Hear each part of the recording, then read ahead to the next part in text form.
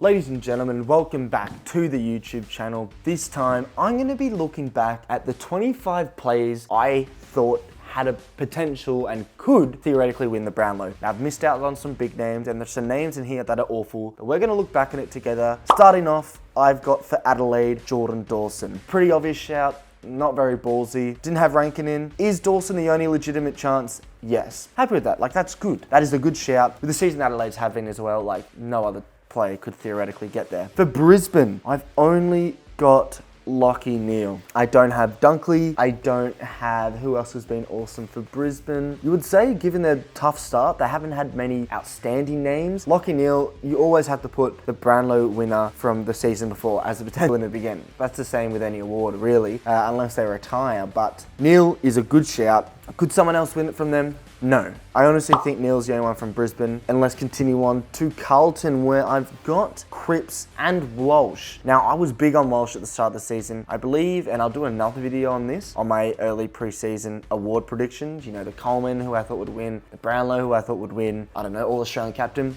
So stay tuned for that. Make sure you subscribe to the channel because that is coming.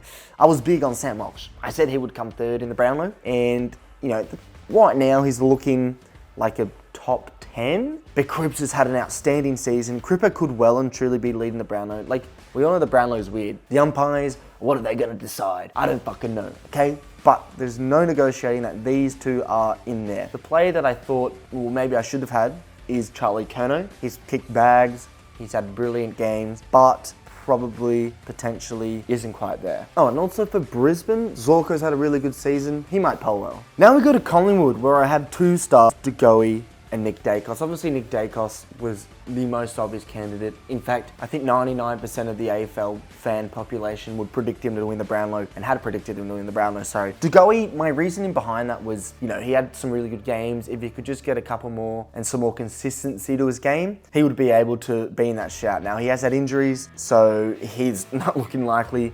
And for Collingwood, you would say Dacos is probably the only name there who is going to get that, you know, close to, if not the Brownlow. We move over to Essendon. Essendon have had an interesting one. I've only got Zach Merritt here as the one name. Now, if you do the maths, 18 clubs, 25 players, that's one and a bit per team. Now, spoilers, not every team has a Brownlow candidate, but for Essendon, I probably could have put Nick Martin in. He will poll relatively well, but Zach Merritt is their biggest poller, 100%. There's no negotiating that. Could be top 5 right now as we speak. Who knows? Could finish top. We just don't know. But happy with that prediction. Moving on to Fremantle, Sarong and Brayshaw. Sarong's a good shout. He's had a good season. He started really well, but Brayshaw, I mean, with the Brownlow predictor, Brayshaw's not doing well. He's probably got around 10 votes right now. So big munting, yeah. It's not looking good, bruv. It is not looking good. I mean, that's just going to happen, isn't it? So yeah, not the best prediction, but Sarong's a good one, and no one else from Fremantle will get close. So I haven't missed any big names out so far. I think the worst name I have in there is probably De Goey. You'd think is polled the least. Moving on to Geelong, I have no players. I have no one. Not a single player from Geelong. I thought midfield stinks, and it kind of does, and Jeremy Cameron won't have a good enough season to warrant enough votes to be in contention for the Brownlow. And now, the one thing I was wrong about is Max Holmes exists. And Holmes has had a couple BOGs. You would think he's on around 10 to 15 votes. Really dependent on, the thing with Geelong is they have a balanced midfield. They don't have a star midfielder in there who gets the votes. So you would generally think he wouldn't get that many votes, but could I have predicted he would do this well? No. Would I put him in the top 25 right now? Yes. Moving on to the Giants, where I've got Toby and Tom Green. Happy with this shout. Tom Green has disappointed me this season. Some people had him winning the Brownlow. I had him in, I believe, 5th place in my Brownlow prediction. Look, to be honest, I'm happy I didn't have him in my top 3, but he's just been pretty poor. And for Toby Green, hasn't had the greatest season. Injuries and just form haven't been great. He hasn't been great, and for that, that's a pretty bad prediction. Moving on to the Gold Coast Suns right now, I had 3 players in mind, and to be honest, you can't really split the 3 on votes. Noah Anderson's probably got the most votes, you would say, although Matty Rowell definitely has some BOG games early on. Tuke Miller, also unsure. If on the AFL Brownlow predictor, Matt Rowell currently has 12 votes. Noah Anderson has 11, and then Tuke Miller is nowhere to be seen. The one man who I do want to highlight is someone who he definitely will not win. There's no doubt about that. He will not win. We all know he will not win. Full stop. But Sam Flanders has had a genuinely great season. Loads of possessions, and you never know. Possessions can draw the eyes of an umpire, and they could assume a possession means influence. He might get more votes than what we think. None of these 3 players would win, but I still think they'd all be in my top 25. For the Hawthorn Football Club, as you can see, I've got no one. I've got not a single name, the same as Geelong, and I'm still happy with this. Their midfield's not good, it's their weak point. Although Will Day's had good games, although the likes of, who are their midfield? Like their midfield is just forgetful. I know they've got Warple who's been, he's been alright, he's been okay, but Dylan Moore's, he could get some good votes. Jai Newcomb, that's his name, oh my god, that's poor from me. I'm happy with that. No Brownlow player, and right now, no Hawthorn player will win the Brownlow. For Melbourne, I had 2 names, Petrarca and Oliver. Petrarca I'm happy with, but with the injury, he's got no chance. To be honest, he wasn't in that, nowhere near that top 10, or the top 5 he wasn't near. Maybe top 10 he might sneak in, but now the injury, he's got no chance. Oliver's just had such a dead season. I don't know what's happened to him. We all know what happened to him. But with Oliver, it's just a case of shit.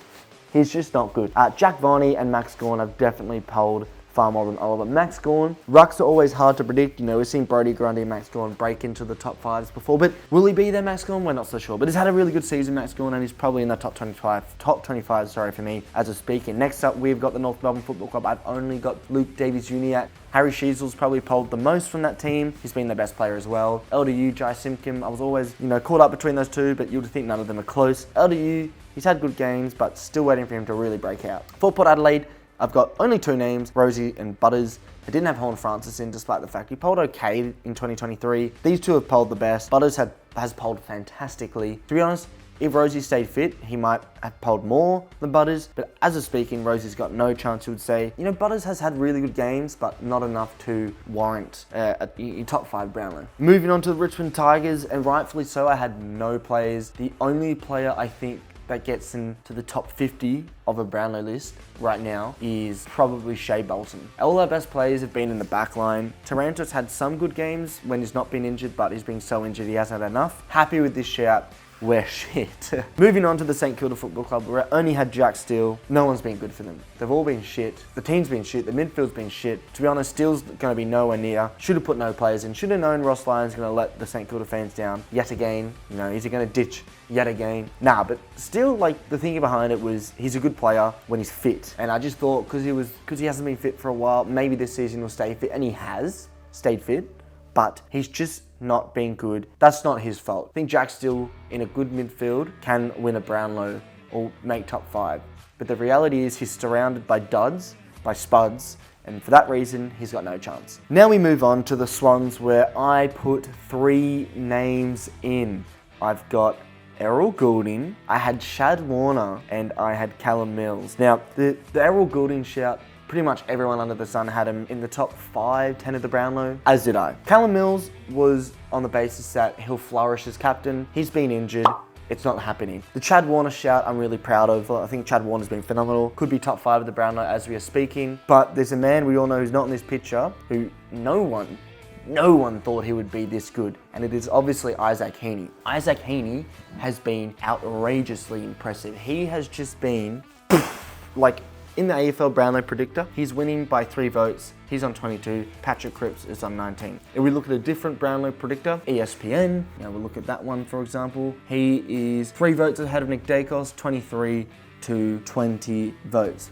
If you look at another one, let's go to Betfair. Got no idea what this is. They've got Isaac Heeney on 21 and Nick Dacos on 19.5. So the reality is he's winning, he's leading, pretty much all of them. For Chad Warner, look, I think Chad Warner's probably around 8th, 9th place. I did predict him to win the Brownlow. I went balls. Balls? I went bald and balls deep in a sexy Brownlow prediction. Who else had Chad Warner getting near the Brownlow? Only this motherfucker. I had him winning it. He's not going to win it, but I'm happy with that prediction. From Sydney to the Eagles, where, if Elliot Yeo didn't have such a good season, I would be really happy with this. Harley Reid, the thinking behind it, hype.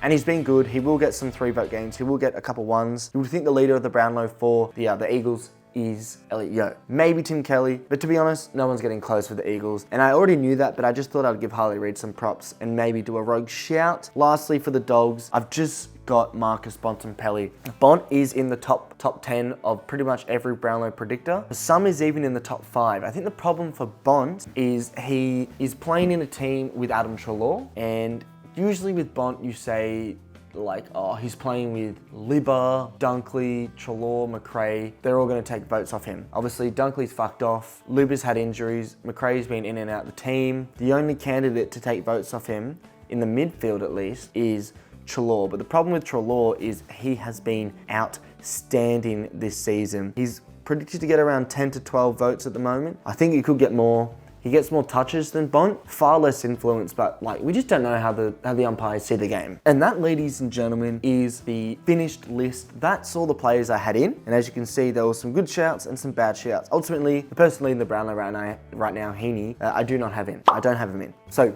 it's a stinker nonetheless. But thanks for watching. Like, subscribe, all the good stuff. Follow the TikTok FTFooty, and I'll be seeing you in another video.